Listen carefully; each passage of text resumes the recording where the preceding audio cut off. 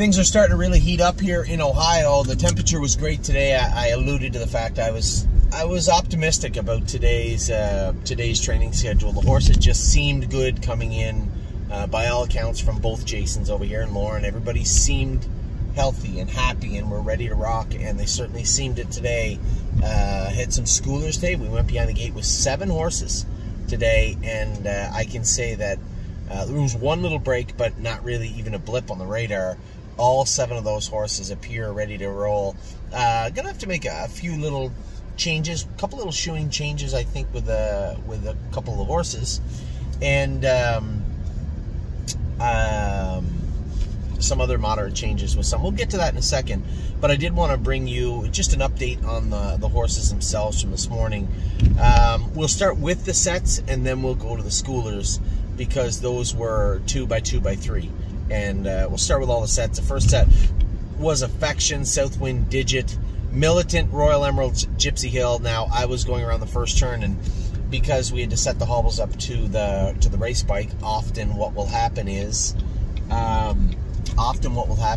have to put a snap on there, right, to ensure that the jog cart is much further in length away from the horse than the race bike. So sometimes you have to put a snap on there, and when you know it, the snap broke on Southwind Digit, is who I was going with. So the hobbles broke. I pulled her up. Now, there was room left in the hobbles from when I was tinkering with them when I went on the track, so I simply just snapped them back up without the snap and let them out the length of the snap. It worked out fine, but the others had already started their mile, so I was a spectator. I got to watch Gypsy Hill, Militant, Affection, and Royal Emeralds finish up. They all looked extremely good finishing up together. I turned and went my mile again after that. They went a mile in 2:13. I actually went a mile in 2:11. Last half in 1:04 in the jog cart with Southwind Digit. She was very strong. I guess I had 3 or 4 horses I went with today that were creeping over on the left shaft. Now, is that just maturity? Is that the right stifle bothering them? Was that a half-mile track thing? Was it the bank? I don't know. And it may be nothing.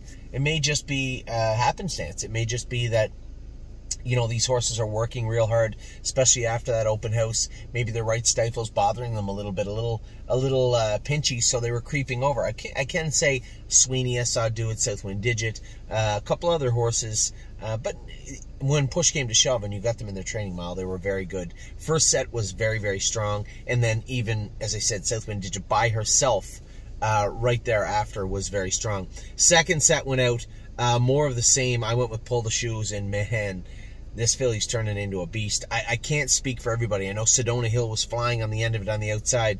I pulled up alongside Jason Merriman going with Vaquero Blue Chip in the last turn, and he was kind of loaded. He looks over, he goes, "You looking for some?" I said, "You don't want any part of this one, bud." We got to the head of the lane after, and she switched gears now, and I mean wrapped up going through the wire. 2:13 in the jog cart at a mile and a half. She was very strong. Memory and Imagination, Vaquero Blue Chip, Sedona Hill were all right there. Now, the names that I just mentioned were a little deep for Levesque in action, but she finished behind them, but finished with them.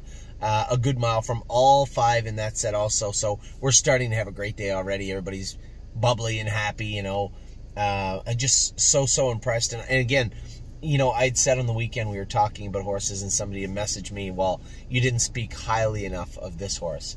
Everything I talk about is from my perspective. I'm not speaking from your perspective. I'm speaking from mine. And my perspective, as you know, is mine.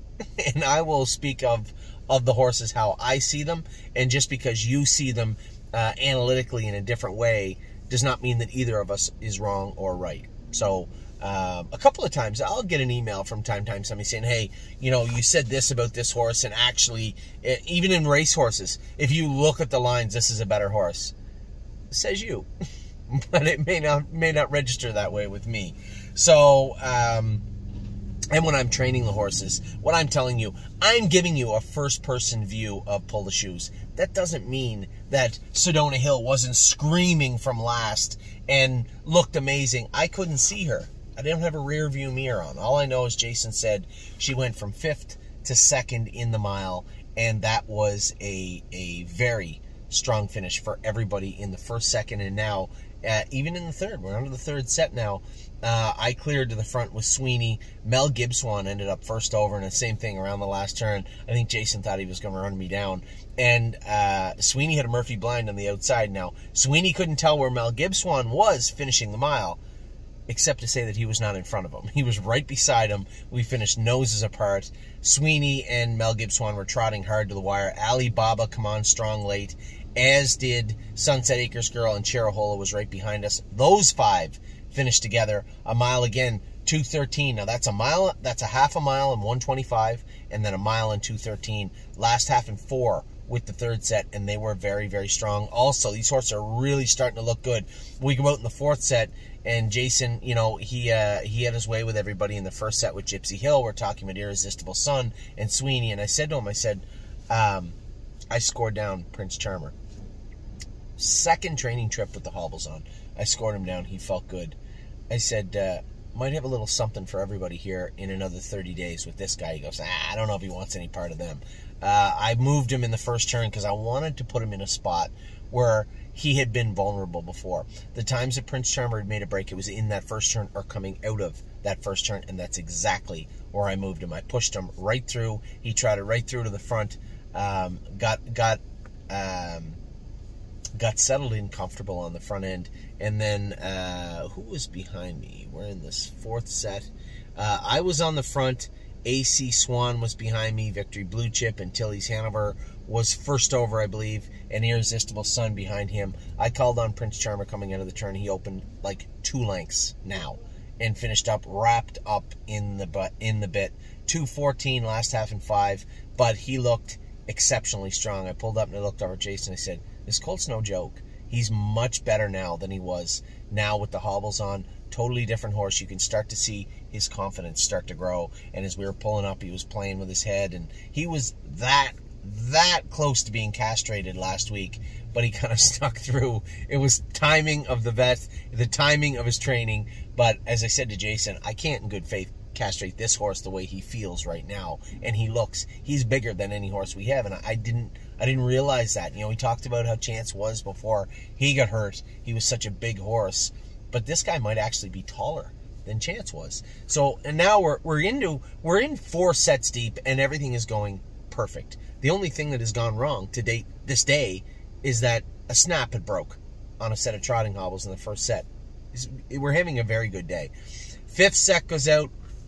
Venice Blue Chip, Paycheck Princess, Purple People Eater, Oh Snap You, and Did Not Know. And I did not know. Finished 5th. Was going to finish 5th, but she's trying to get her work together. I told everybody I want to make some changes with her. We're going to add a shadow roll, which I'm not a fan of, but I'm going to do it. I'm going to add the shadow roll and put a pole on each side. She just wanders still. Wanders. Needs a little direction, the big filly. So, the little filly.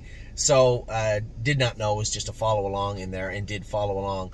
Now, I got away in the 2-hole with Oh Snap You behind Paycheck Princess. I told Joe when we were going out of this, I said, Joe, put that filly on the front, work her hard today. Cleared over to the front. I think we went a mile in 2:12, 2:13. I was in the middle with Oh Snap You. Now, she was also a filly that was carrying over on the left shaft.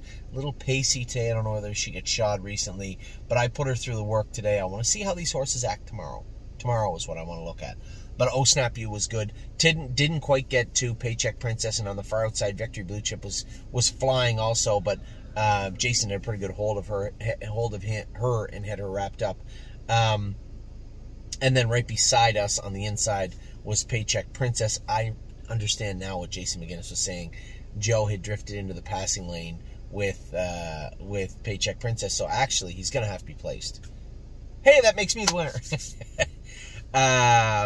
Paycheck Princess held on and looked good, 2:12. Said she was coasting in late. I said, we'll just put a Murphy blind on her and not worry about that just yet. Paycheck Princess did her work well. I was very happy with Oh Snap You. I do want to address that right hind. We put a blister on her today with cedar oil. We'll jog her tomorrow. Now, Saturday's training in the morning, I want to get an update on a few horses. But nothing serious that was found. The same type of thing. Their knees are biting them a little bit. I would say the right stifle. Same type of thing with trotters. It's generally the where we end up when it comes to that. Just minor maintenance to get them cleaned up and tightened up and stronger as we head into stake season. But again, now we're 5 sets deep.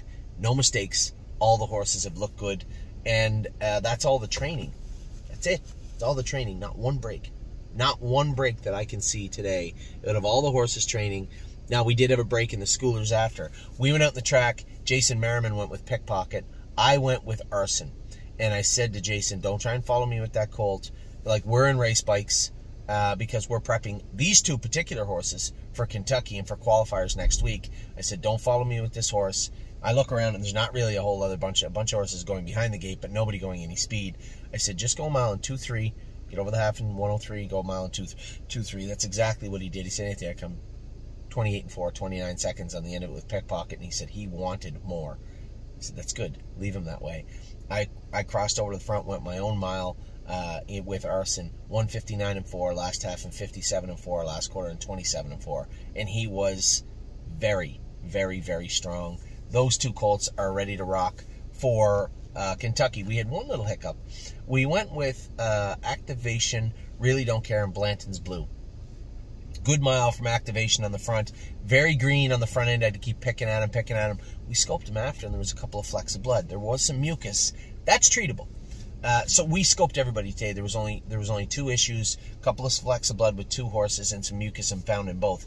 The problem is they're babies. Are you telling me we're going to be able to clean all the mucus up, take Activation to Kentucky, and have him race at his best right now? I just don't know.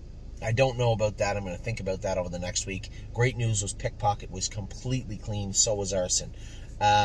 Really Don't Care. Had a few little flecks, but a lot of redness and mucus, so we're going to work on that. Jason said she touched her knee, and she made a break today. Very rare break for her, but we do have flip-flops on her still. I think what we'll do, we'll move away from those flip-flops and now start shoeing her in accordance to her touching her knee. She stands off a little bit, and she'll touch a knee, but we haven't really done much shoeing-wise to address that and to mitigate that, and that will happen this week. So I'll be talking to the blacksmith later on about what I'd like to see on Really Don't Care. She was just shod, so that sucks. But there are some wholesale changes that I want to make with her shoeing, and I want to do that right away. So a little blood found, little few flecks of blood on Activation and Really Don't Care. We'll address that over the next week. Blanton's Blue, 2.3 and 3 last half and 58 and 2. He looked good, the little bugger. He was such a little mongrel all the way till we got an OCD removed from that left hind ankle, remember? And then had him castrated. Totally different horse now. Very scared of the gate. Very timid at the gate. Jason Merriman was fighting with him. I said, Jason, you're not going to win a fight with a scared 700-pound horse. It is not going to happen. Just bring him up in between our two horses and don't fight with him. Just let him see everything and keep him in the middle. So stay one step ahead of him and just let him go up. And then when we go out of there, don't dare leave with him, because I don't want him hot at the gate and I don't want him going out of there 1,000. Jason did the right thing. The horse came out of there perfect. I crossed over to the front with Activation, and he was following me behind. Now, he was a good 5 lengths off at the half, and that's where we got that half in 58 and a piece. Probably 29 flat on the end of it. He looked very, very good. Activation looked good. I'd be lying if I said I wasn't a little concerned with the mucus and the redness in the airway, but again, we have tons of time. My concern comes from his ability to go to Kentucky. Go to Kentucky in the searing heat and not spring a leak at all. That is my concern. That's why I was so impressed with what I saw from Pickpocket. Now, when it came to Activation, I have a little bit of pause. But we have options. Lonely Lakewood, we also have Memory and Imagination right here. So we have options. But do we really need to bring 2 colts also, if we know that one is going to maul the other 2? It's a great question. Things I'm going to think of. I can tell you right now, in my mind, 100% Arson is going, 100% Pickpocket is going. Aside from that, everything's still up in the air. But all the horses train good. Now, we go out in the track with I'm Fancy Like, scared of everything, Born to Dance, scared of everything. There's a chance they're going to destroy everything. It's going to be a complete circus. Born to Dance are right up in between 2 horses. Now, he's still a little timid at the gate, but he behaved. The gentleman had an aged horse out there. He said, how much you want to go? I said, it's up to you. What do you want to go? He said, 2 minutes? Perfect. Sounds great. We go over the half in 1:02 and 2. I'm sitting right behind him. Born to Dance almost got right in the bike with him down the back stretch. I said, okay. I moved him out, gone. 2 minutes, last half 58, last quarter 28. Right on my wheel, finishing up beside me was I'm Fancy Like. So we had 7 horses today that looked amazing. Very, very, very good. Now, that's not to take anything away from the other, 30 that trained very good. I guess it was 5 sets of 5, so 25 and 7 is 32. What were the rest of them at? 1, 2, 3, 4, 5, 25, 32. Oh, we had some scratches. Green tea was scratched, electric line was scratched, 34. 3rd and 6 was scratched, 35. The 2 that were injured, 3 that were injured is 38. Okay, I see. So, I can unequivocally say every horse that went on the track did excellent today. Even the break from Really Don't Care. That was just showing, if anything, that was, hey, I need to have a little change here. We can fix that. And every other horse did their work perfectly. That is quite a feat. We had 32 horses going fast today and not one ripple. A little break from Really Don't Care. Who cares? I really don't care when it comes to that. We'll fix that. But just an amazing day top to bottom here in Ohio. Not much more to report for the most part. I think I gave you guys a pretty good update this morning. And when it comes to the babies, just absolutely floored with how strong they look today. Very, very strong. So with that, I'm going to let you go. I am done for the afternoon. I do have to come back. We're in early tonight. I got some stuff to do. I got to mail some stuff. Mail some checks down to Eric so that he can pay people. 1, 2, 3, 4, 5. Yes. I'm going to send these down to Eric so we can get some stuff paid. And I got some stuff to do online in regards to this weekend. It should be a lot of fun. A lot of busy. It's a very, very busy day. Very, very busy week. Well, busy day, but busy week. But it's going to be a lot of fun when it's all said and done. The sets are now up for the open house. We may have one party crasher. The Illinois horses are going home. We're strong. We're a little overfilled here in Ohio right now. And since the Illinois horses aren't really going anywhere till mid-July, we're going to ship them home. So you may actually see a sighting of Alibaba and AC Swan at Grand River on Saturday. Maybe.